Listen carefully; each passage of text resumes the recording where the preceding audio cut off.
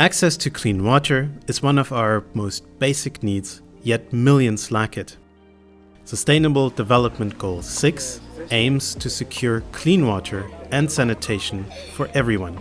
But achieving this requires urgent, effective monitoring of water quality and ecosystem health. Human activities and climate change are driving a global water quality crisis.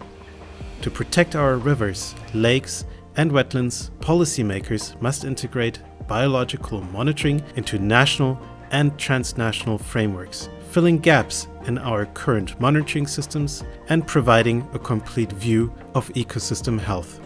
Biological monitoring uses organisms like fish, plants, and insects to reveal changes in water quality over time.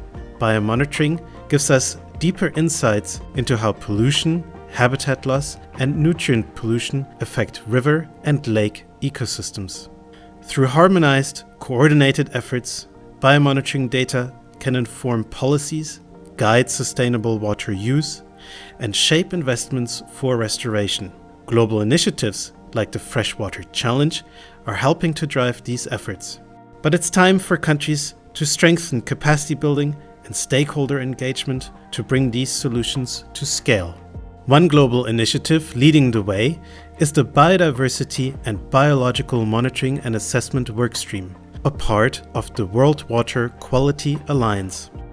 Its goal? To establish efficient, comparable monitoring practices across countries for inland water biodiversity and ecosystems.